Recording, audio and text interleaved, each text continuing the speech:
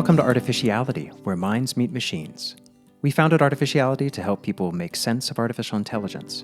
Every week, we publish essays, podcasts, and research to help you be smarter about AI. Please check out all of Artificiality at www.artificiality.world.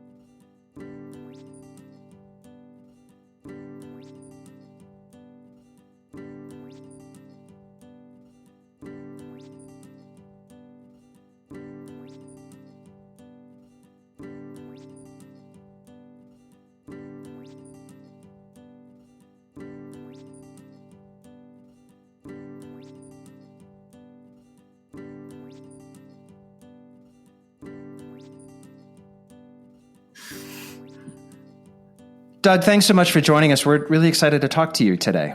Really pleased to be here. Can you start off by telling us a little bit about the inspiration behind Serendipity Surface? For those who've listened to us or read our work, you've probably come across us talking about this concept of Serendipity Surface, and now we get to interview the man who created it. So we're kind of excited about that.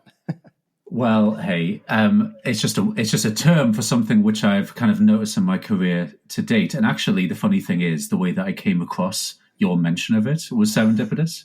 So for whatever reason, I was searching my own name in Spotify. Can't even remember why. Probably just because I'm an egomaniac. And it came up with a link to Doug Belshaw in your show notes, and you mentioned Serendipity Surface. Of course, I listened to your episode. And found it really interesting and stuff. And then I reached out, etc. So it's an example of something which is unexpected, something which kind of just happened. I used to be a history teacher back in the day, and I used to have this quotation which has been attributed to Edison, which says, "Opportunity is missed because it's dressed in overalls and it looks like work." And I used to say that to the kids, like, we miss opportunities in life because it looks like hard work. And there's loads of stuff that we could do at any given time rather than scrolling through TikTok. We could be editing Wikipedia. We could be, messing about with AI tools. We could be doing anything. But a lot of the time we self-soothe. We do things which don't put ourselves out there. Now, I'm British, so I'm not like, Californian, let's get out there kind of extrovert kind of mindset. So it maybe becomes a little bit based on personality, a little bit based on nationality, a little bit based on your upbringing, that kind of thing. But what I'm trying to get to when I'm talking about a serendipity surface is cultivating an attitude of curiosity, really. There's a podcast that Laura, my collaborator, and I have been on called the Curious Advantage podcast. And that talks about curiosity in a business sense, in a personal sense, and things like that. But the particular term, serendipity surface, came back into 2016 before I was a product manager. Now, when you're a product manager, you're thinking about the attack surface of the product that you're building. So for those of you who don't know what that is, when you're building a product which could be attacked by hackers or people who want to kind of steal the details of your users, that kind of thing, the attack surface is something that you want to reduce. You're trying to reduce the amount of attack surface you've got so people can't attack your product. And I was thinking, actually, a serendipity surface, it's the opposite of that. What you're trying to do is to cultivate a large serendipity surface so that you can have those random conversations, so that you can kind of find out where things go. Now, not all the time, because that would be exhausting, but certainly increasing your serendipity surface seems like one way to live a more curious life. It's fantastic. I mean, we've used it in a variety of different ways. And every time we present it, people go, "Oh, yeah." It's like, it's such a pleasing idea that you can have this surface of serendipity. And we've used it and used it quite a lot in sort of this sort of a bit of just a way to sort of think about and contemplate the effect of AI. And we started in what we now consider traditional AI, predictive AI, looking for a particular outcome, predicting a particular, outcome or future. Now it's even more sort of interesting in the world of generative AI, right? And that this world of generative AI where you can go prompt a model to come up with some text or an image or an audio or video. And we've talked with artists who have used generative AI to essentially create different realms of inspiration. We had a great podcast previously with an industrial design prof who said he teaches his students to use generative AI to go find inspiration, because he said he always did walk down the street and he'll see a hill and go, I want to use that shape of the hill in the widget I'm designing. But I can only stumble across, so many hills as I walk around the street, but I can see, uncounted number of hills in a generative AI tool. And it was all about essentially creating serendipity for inspiration. But then we have the opposite view, which is that people talk about AI and models converging, and especially as dominant models converge, there's a risk that we're all using the same GPT model for OpenAI. So how much serendipity is there really now if we're all getting the same answers and everything ends, the last paragraph ends with in conclusion, is there really anything left? I've been wondering and fascinated what you think of that duality and that challenge. Yes, that's a really nice way of putting it in terms of, does it reduce our serendipity surface? Does it limit the amount of curiosity that we could potentially have? Someone shared, and I'll not be able to find it again quickly, but someone shared a PDF with me recently, and it was an artist who had embraced AI, but instead of it being like, I am now going to type a prompt in and now I'm going to get an image back, this person was using multiple AI tools, getting inspiration, going down a different avenue, feeding that into a different AI tool, seeing what was happening, and then ending up with this like ghostly landscape. And this person was saying, look, this is something I never would have ended up had I not kind of followed my curiosity, the serendipity, fed this from one model into another model. So I do think there is a very kind of the cat sat on the mat approach to using ChatGPT that a lot of people use, which is like, please help me do this thing, or create an image which illustrates this thing. But, the prompt craft is now something that people get paid to do, either teach other people or learn how to create prompts themselves. There's different AI models. There's ones you can train on your own material, that kind of thing. But there's a link that you put in those show notes that I referred to earlier, the original one back last year, I think it was July 2023. And the link was to a follow-up post I made on another blog I've got called Thought Shrapnel. And thought shrapnel is actually a term from a designer who mentioned this in a book that I read once. And as soon as that person mentioned the term thought shrapnel in that blog post or book, I can't remember what it was, I bought the domain thought shrapnel straight away because I thought that is a term that I can do something with. So on my Thought Shrapnel blog, I linked to another blog post by a guy called Rob Miller, and I could just quote a bit that he says, and he talks about how you benefit from serendipity. 3 stages: supply, how many opportunities we encounter; response, whether we notice those opportunities and how we respond to them; and then growth, whether we internalize those results of the encounters with serendipity. So I now work from home. I have done for the last 12 years since I started at Mozilla and then became a consultant and kind of traveled a lot. But previously, I was a teacher. So you can imagine how much serendipity you have in a classroom full of teenagers or young people. People are saying this stuff all of the time. And unless you kind of damp that down a bit, there's a little bit too much serendipity going on sometimes. But now, like when you're working from home, like a lot of people are, and maybe not having that kind of everyday interactions and little sparks of stuff, maybe that's just me, you have to kind of cultivate that and kind of notice when those opportunities present themselves and be curious enough to kind of internalize it a little bit. I'm a big fan of Epictetus, the kind of pre-Socratic Greek philosopher, who was an escaped slave. He was lame. He had a lot of things to complain about in life, but he had something called the Enchiridion, which was his manual for life. And I'll just read to you the start of Epictetus's Enchiridion. He says, obviously in the ancient Greek, which I can't read, this is the English translation. There are things which are within our power, and there are things which are beyond our power. Within our power are opinion, aim, desire, aversion, and in one word, whatever affairs are our own. Beyond our power are body, property, reputation, office, and in one word, whatever are not properly our own affairs. Now, there's different translations of that, but just that one paragraph completely changed my life in terms of the things that you can control and the things that you can't control. And one of the things that we can control is what we choose to pay attention to, aka what we find curious, our serendipity, putting ourselves out there, choosing where to focus our attention. So yeah, I kind of live my life through the lens of Epictetus's work. Attention is something that fascinates us as instructors as well. And there's a lot been said over the last few years about the reduction, the reduction in people's ability to pay attention. I mean, there's good data around it now. You know, I think everybody is aware of it, still feels like it's somewhat out of their control. We have a saying that we got from a writer, Clive Thompson, right, called rewild your attention, which is essentially about having a state of mind that says, I'm going to practice curiosity and I'm going to actually build that as a skill.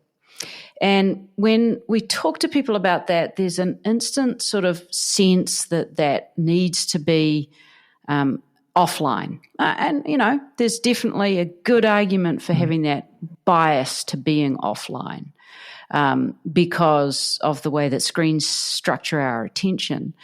But we do see an awful lot of really healthy, productive interactions with AI that are allowing these large language models, allowing people to follow lines of curiosity, and obviously the image ones as well.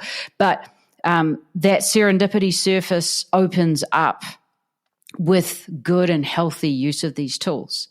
When we were talking before hitting record, you were saying, you know, you got the slap on the wrist from the university saying, don't use it that way. But I'm betting it was, you know, in that sort of realm of searching something that you wouldn't have searched, exploring something that you wouldn't have explored, because you just didn't have access to it. So, you know, you got the world's library in your living room, as it were. How do you advise people on adopting that mindset rather than just a quick in and out, give me the answer, or do this essay for me, or whatever the sort of not so much lazy route, but the fast route? Yeah, it's a really interesting question. So there's so much I want to say about that. The first one is that I just remembered when you were saying that I recorded a microcast called Rewilding Your Serendipity Surface. I'll just put the link in the chat if you want to share in the show notes. Because I read that from Clive Thompson, and there's another blog by C.G. Eller about rewilding your attention and paying attention to the small weird things. And it's difficult, isn't it? Because, you know, my kids spend, like every kid, you know, time on YouTube Shorts and TikTok and stuff. And in some ways, well, you're kind of paying attention to small little weird things. But there's no coherent narrative to that. There's no kind of like, you're not putting it into some kind of larger structure or anything like that. The way that when I do try and influence other people around AI, mostly I just try and shut up because there's enough stuff on LinkedIn and various other places about how to use AI, 5 steps, and 99% of people are missing this one weird trick. But what I try and do is just tell stories about some of the stuff that I've been trying to do. So, for example, I did this little weird art project where I tried to imagine, you know, lonely people and doing black and white photography of lonely people in like weird situations. And so I tried to make those photographs in inverted commas, as weird as possible, or as realistic as possible, but kind of as weird as possible, as in like I would never be able to go back to the 1970s and go and take those photographs, you know, that kind of thing. Another one, which usually people are really interested in, is I think I mentioned before we hit record that I'm currently renting our house at the moment. Our family are living in rented accommodation. We decided not to buy the house that we'd had an offer and accepted on. We're now going to move somewhere else in a couple of weeks' time. But this particular house we decided not to buy. We decided partly because of AI. So if I just tell you the story of this, usually people kind of find this interesting and like a slightly more innovative use of AI. So I live in a place which flooded. So a little market town called Morpeth in the northeast of England, and it flooded in 2008 and 2012. And so when we decided that we might want to buy this house by the river, we knew that there were flood defences. So we wanted to get a flood survey done, and the flood survey said, look, it's not going to flood from the river because there's enough flood defences. But look at all these risk potential things from flooding down from the surface water runoff. Now, this was a very technical report, and I didn't really understand it. I didn't really want to pay a consultant a lot of money per hour to explain it to me. So I ended up putting this into ChatGPT. Now, there are different ways in which you can put it in ChatGPT. You can put it in with some kind of plugin and say, give me the answer. Tell me what happened. Should I buy this house or not? But what I actually did was to get it to come up with some personas. So I said, well, okay, I want personas about someone who's buying this house for an investment. I want someone who's super cautious and they're like a parent. I want someone who has lived in the area for a very long time. I want like all these different personas, and I want them to have a chat. I want these personas to come up with their own position and then have a chat. And then I want them as a group to decide whether this would be a good purchase to make. And after all of that, they decided that this was not going to be a good purchase to make because of the risk tolerance of the group. And then I got it to explain some of the very technical language which was involved. Now, one of the comments subsequently on the blog post said that ChatGPT got some of the maths wrong. I think that was just someone showing off. I think it was like 0.02% out of what it should have been. But the whole experience for me of me prompting ChatGPT using this report over a series of about 24 hours on and off was transformative, because it meant that it wasn't just a conversation between the vibes that my wife and I had.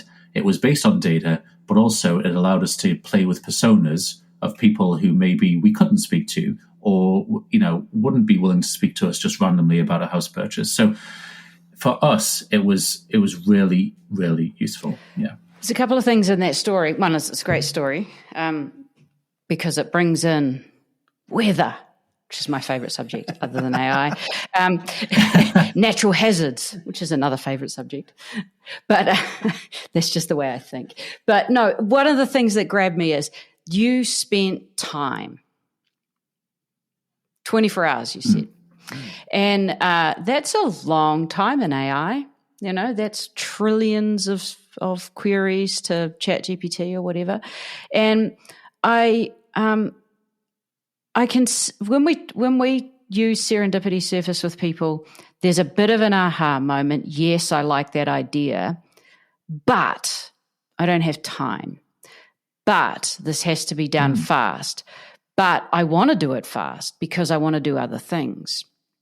And whether we're talking about attention, whether we're talking about time to be curious, whether we're talking about learning in schools and college, the thing that seems to be that rides roughshod over these things that are so human that people intuitively understand and actually desire is this constant pressure of time, and saving time. And because I've got to get on to do more things with my time. And what would you say about that experience of taking that extra time and going, a conversation that happened collectively between you, your wife, and ChatGPT? What would you say to people about to frame it as you're actually speeding things up rather than having to constantly slow things down? Is there a way that you think about that? Maybe drawing on your system dynamics work might, because it's like, how do you constantly, you sort of remind people that you actually are going faster. You need to reframe and conceptualize it differently. Yeah, definitely. So I mentioned before we started recording that I'm doing an MSc in systems thinking. And actually, I realized a couple of things. Firstly, I'm kind of just really interested in how things work, first of all. And secondly, in the client work that we've done through the co-op over the last few years, you often get brought in to do a thing. And it's a very bounded thing. And you get stuck because what you realize is that this will never change, this kind of small piece, unless the rest of the organization changes. Like they need to change their processes. They need to rethink what they're doing in the world. They need to pivot towards being more of a product organization, whatever it is. And so it's a very frustrating kind of situation to be in, but seeing it with a systems lens actually works quite nicely. And you can apply this kind of systems lens to anything in your life. And I'm still learning. I'm just on the first module of my MSc. But one thing I have learned, some of it is just by experimentation. Some of it is by drawing diagrams, which are always useful. Is that, let's say that you want to read more. Like, it's like, oh, I come across all of this stuff that I see on social networks, or I see like books that I want to read or whatever. I just need to spend more time reading. I need to be able to prioritize that. One of the reasons I set up my blog Thought Sharpener was to have an output, because if there's no, for me personally, and this might be different for other people, if there's no output to my reading, I'm never going to have a reason to have the input. So I love writing. That's just something that I love. I must have written 50,000 words for my MSc so far, just on my blog, because I love writing so much. So really, reading then becomes an excuse for me to have content to write on my blog. And everyone's different. Some people enjoy drawing. Like, you need an excuse to draw. So have more inputs and get more outputs. And Austin Kleon talks about this quite a lot, about the creative process. And if you're stuck, you need more inputs. And then you get more likely to get more outputs as well. One thing I wanted to talk about earlier was two things. Cognitive ease, which is a phrase, it's another phrase about like serendipity service that a friend of mine called Brian Mathers, who was a member of We Are Open Co-op, and then he left a couple of years ago to do some what he calls wandering and crying, which ended up being, he's doing some wonderful work on Northern Irish history. And when he talks about cognitive ease, it's like the wonderful images that he draws help people understand what's going on in a particular situation. And some of that comes from just a wing and a prayer, figuring out like what might be a good metaphor. But a lot of it comes through the hard work and the digging through stuff. So this afternoon, my time, we've been working with MIT, who are doing some work around digital credentials. And that team needs some help in terms of alignment, in terms of how are they going to act with certain stakeholders to make the impact that they need. They need alignment. So we could have started off this project with them by just being like, right, let's get out there, let's do the branding, let's do the kind of reach out to stakeholders, whatever. But the team alignment actually, like you just said before, Helen, like allows you to go faster because you get the alignment and then you can go as fast as you want, rather than running a bit, stopping, checking if people are still with you, that kind of thing.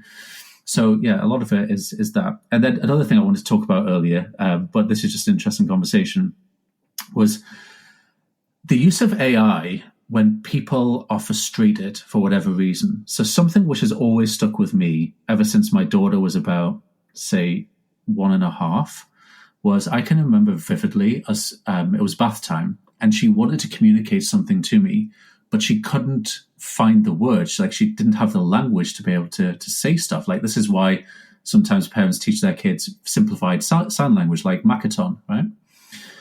And she was so frustrated, like she was ready to like Hulk smash stuff because she couldn't find the right words. And I was trying to think back to, when we were moving house, so we were going through all the kids' stuff. Are we keeping this painting from when they were 3 years old? Are we keeping this bit of work, whatever? And in the end, you take some photographs and you keep some of it and whatever. And it kind of gave me a flashback to me being really young and just being very frustrated that I couldn't draw very well, or I couldn't paint very well, or I couldn't color within the lines. And I think what AI, like, it's not a replacement for kids learning how to draw, but it does enable them to put forward ideas and express themselves potentially in a way that they couldn't otherwise. Like, prompting AI enables kids to be taken more seriously about the cool ideas that they have, I think. Oh, that's an interesting idea. I use it. I'm not a kid, but I've always been frustrated by the fact I can't draw. And it is fun it is actually just fun to lever the creative expression that you can use these tools for. I want to go back to something that we touched on, which is a little bit going into the idea of sort of mental models. And I was trained as a chemical engineer, so systems thinking is just how I think. Just how I think. I can't think any other way. And I forget that that is something you have to learn. If you want to understand stocks and flows, you have to learn them. They're not intuitive. And once you understand the math of it, it's beautiful. You can see the world quite differently. We've sort of layered on complexity to our systems thinking, which is, literally another layer. And that's where, the first sort of intuitions that make sense for people is being able to build a network and being able to understand a network, especially networks that are like our social networks, where there's hubs and levers and a few big nodes have all of the links, if you like. That is when I heard serendipity surface. That's what I heard. I instantly had this three-dimensional network, multi-dimensional network pop to mind, where there were that had a topography. It had hills and valleys and ridges, places in that system where I could imagine increasing my chance of getting onto the bigger hill, if you like. How do you? And I was kind of surprised to hear that serendipity surface came from the idea of an attack surface, which feels a lot more sort of purely digital. How do you find people's response to, what are the different mental models that people bring to the idea of serendipity surface? And how do you get people, how are you thinking about changing that as you learn more about system dynamics and complex systems, especially complex systems sort of defined by the fact that they can't be bounded, they are open. You do need to, part of the art of complex problem solving is actually making a conscious decision about this is where we will bound the system, and these are the conditions under which we'll keep it open. These are the open factors that we care about the most, just to make the problem tractable. What are you finding as you talk to people about how their mental models that they bring to it? How diverse is it? How much does it take to sort of get them thinking in a higher dimensional way or in a more dynamic way?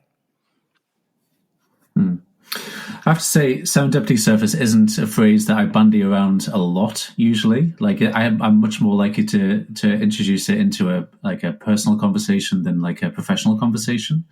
But when you talked about mental models and metaphors and kind of the symbolism that we use, without wanting to stray into politics, that is how we help people understand stuff and how we get people to do stuff that maybe they didn't really know that they wanted to do or that they felt that strongly about. So I was working with Laura, who we mentioned earlier. She's my kind of main partner in crime at the co-op, I would say. And again, with that DCC project at MIT, we're trying to help people understand quite a nebulous concept of verifiable credentials. So I've worked on open badges, digital credentials, that kind of stuff for over a decade now.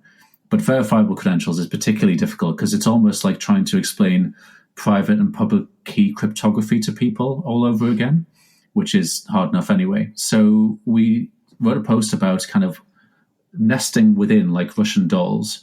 The symbolism that you use depends on metaphors which have an underlying mental model. And sometimes you can kind of like bypass having to explain a lot of what's going on by using the symbolism of things that people have previously understood. Now, whether that's flattening the world, going back to what you said earlier about AI flattening everything, if, for example, in this blog post we use the example of kind of encrypted email. So there's a padlock with an email, like an envelope on the front of it. Now, if we use a padlock every single time we talk about security, like we're flattening what actually that means. Like we're not having a three-dimensional view of what we mean when we're talking about security and that kind of stuff. But does it do the job? Does it kind of convey to people who just need to know, oh, right, that's secure?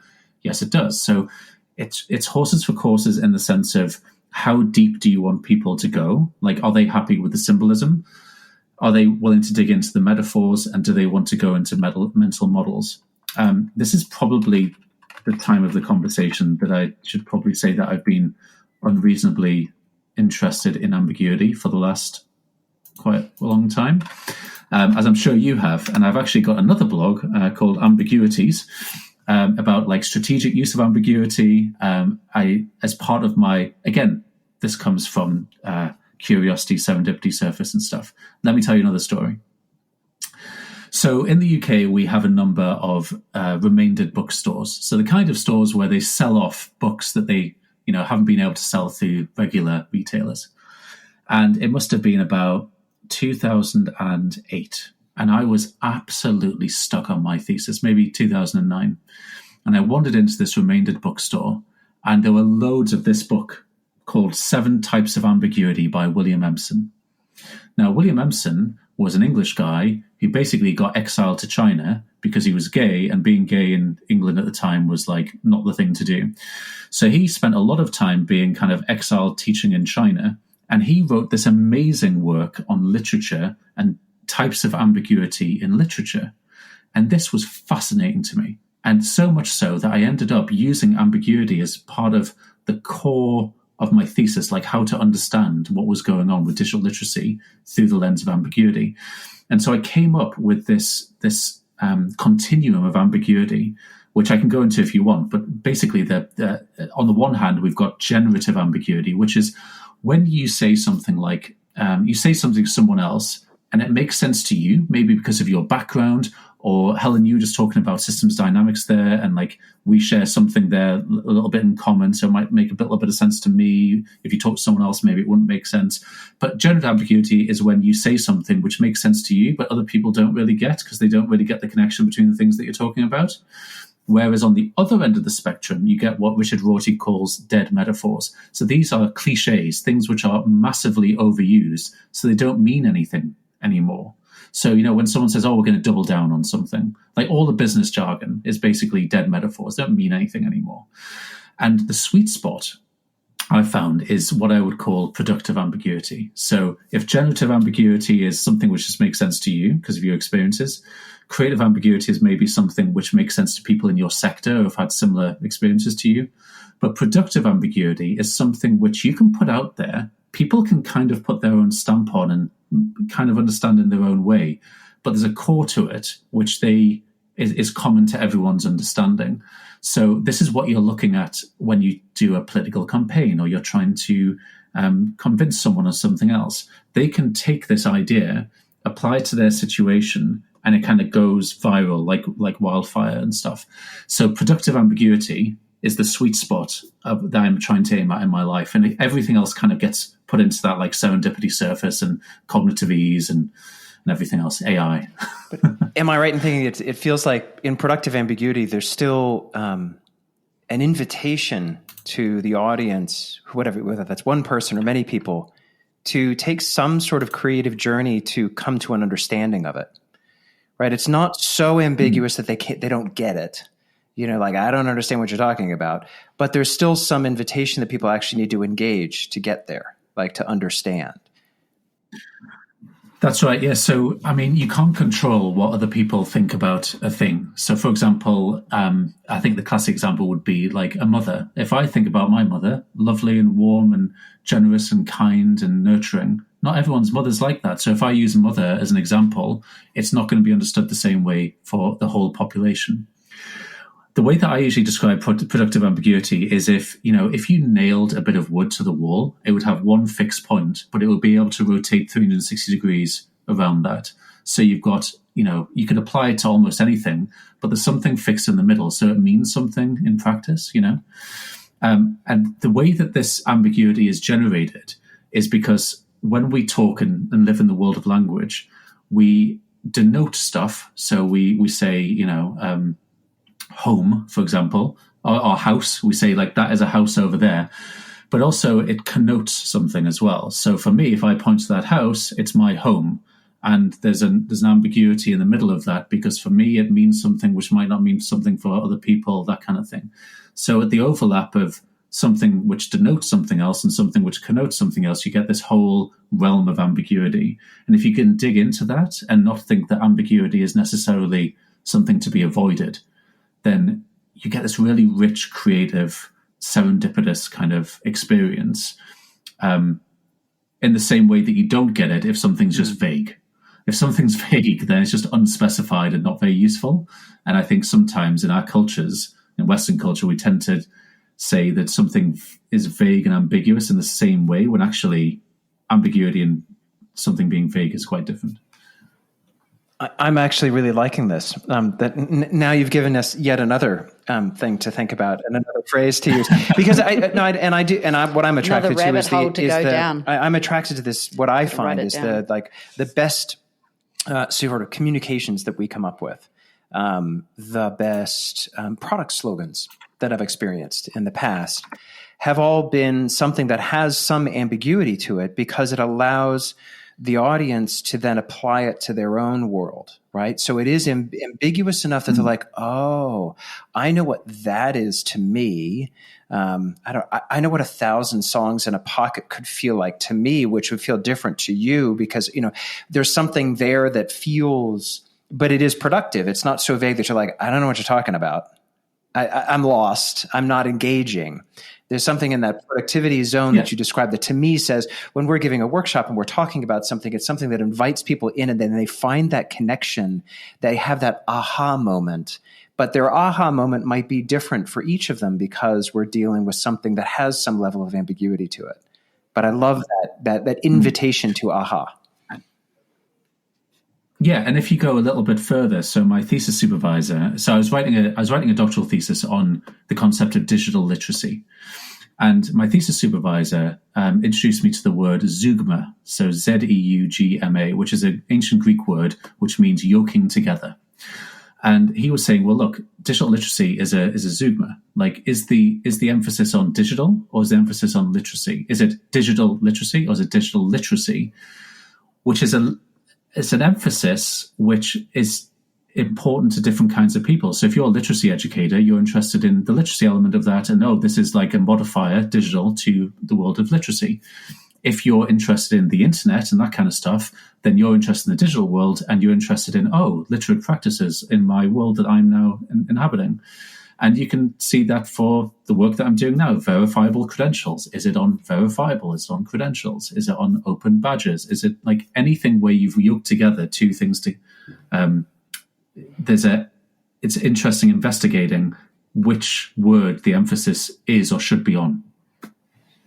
How do you see these tools being used in higher education? And with everything all of your experience at Mozilla and your postgraduate work, how do you think about advising universities on the best use and policies for students and faculty? It's really difficult, because sometimes you can see this stuff coming and you can talk about it and you can try and engage people in it, and they're not necessarily interested. So a really good example of that was you could see what was going to happen when. So I used to be a teacher and senior leader in schools. You could see what was going to happen when every kid had a smartphone in their pocket and a very fast data connection that they didn't have to pay very much money for. Like, it was obvious what was going to happen, right? But then there's this huge moral panic 10 years later, after there's a group of us going, hang on a minute, shouldn't we be talking about this right now and putting some stuff in place and maybe doing something? People aren't willing to have the conversation until something bad's happened. And usually it's too late. They try and bolt the door after the horses, after the horses bolted. And that's usually the wrong answer. Like, banning stuff is not the right thing to do. So, for example, before we started recording, I mentioned how I'm using AI as a postgraduate student, and I really wish I'd had it as an undergraduate. I really wish I'd had it at school and that kind of thing. Now, most of the articles I read is how can we stop students using AI? And instead of the nuanced approach, which is, my background's digital literacy, helping people understand what's going on. When I was at Mozilla, it was web maker. How can we get people creating the web rather than just elegantly consuming it? Instead of stopping people using stuff in a very, transactional way, where it's I want the answer to this question. Please do my homework for me. I've seen such great examples of educators using AI, games, mobile technologies for all kinds of amazing purposes. And that's the kind of conversation you have before everything goes wrong, in inverted commas, and you're in a situation where there's blatant plagiarism and cheating, and everyone's getting 100% on their assignments, or tutors and lecturers are spending all their time trying to do plagiarism detection and that kind of thing. Like, we have to step back and think, what are we trying to do here? We're not trying to perpetuate the current system of higher education or the current system of school. And what we're trying to do is have informed, literate, engaged, curious people. And we don't get that by doubling down on making sure that they're not cheating, by taking away all the technology, putting them in an exam hall and making them write with a pen or pencil. Like, that's not a cool thing to do in 2024. So yeah, I think it's for educators, for instructors, for people who are thinking about this kind of stuff. It's engaging with these things before they become massively mainstream. It was very difficult to do with things like ChatGPT because it seemed to most people to come out of nowhere. But as you know, like, it didn't come out of nowhere. There's a long history of what's going on. And although it might not have gone into people's consciousness until a couple of years ago, like, you couldn't have seen exactly how this was going to come, but you knew it was coming at some point, right? Yeah, there's a particular challenge that in education, it's not unique to education, but I think it's the most profound in education. And in the work that we do with colleges and universities, especially at that level, there's a sort of an existential question about what it means to teach, what it means to learn. And the way that we've measured learning is by producing something as evidence of learning. And in some ways I simplify, which might be an oversimplification, but I find myself simplifying down to the fact that the problem is that production has now become so much easier. And so if you're looking for efficiency of production, I'm going to have a paper and I'm going to produce that I could actually read this book and then that's actually become really quite easy to do with a tool that doesn't actually prove the evidence of what the learning journey you've been on. Whereas what we're talking about here is using these tools to actually enhance and embrace that curious journey, that learning journey that is about curiosity and discovery, which has a level of friction to it.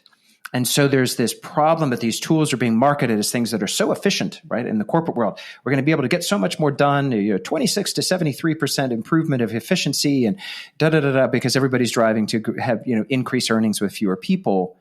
But in the learning world, you actually need to say, we need to use these tools to make life a little bit more difficult, because the difficulty and the friction is how we learn. That's the part of the process. And so it's hard to get the right messaging around that, I find. Yeah, I think you're absolutely right. If we were honest as educators, right, what we've done is we've made assignments easier, the easiest possible way for us to be able to mark en masse. That's what we've done. Yeah, by making them objective, having a rubric, and then grading everyone against the same rubric. Whereas actually, we know that everyone learns best when you get personalized feedback based on applying stuff to your own life. And that's why I'm finding this systems thinking course through the Open University so useful, because actually, yes, the assignments include some kind of like reflection on what this thing means, whatever. But most of the marks that you get for the assignments, and I'm doing one of the assignments right now, I was working on this morning, is having a situation of concern, designing a system of interest, and applying it to your own situation. And you can't really fake that, because how could you ask an AI to do that unless you fed in all of the stuff? Like, even then, it wouldn't really make sense, because you have to bring kind of your humanity to it, which again brings in the kind of embodied element of thinking and learning. Like, there is an embodied element to all of this, which AI will never be able to achieve. Well, thank you so much for joining us. This is certainly one of those podcasts where I feel like we could keep going for quite a while. But that's a good thing. But thank you so much for joining us. It's a real pleasure to talk to you about all of these topics, serendipity and creativity and learning and everything else. And we hope to keep the conversation going. Oh, thanks, Alan. Thanks, Dave.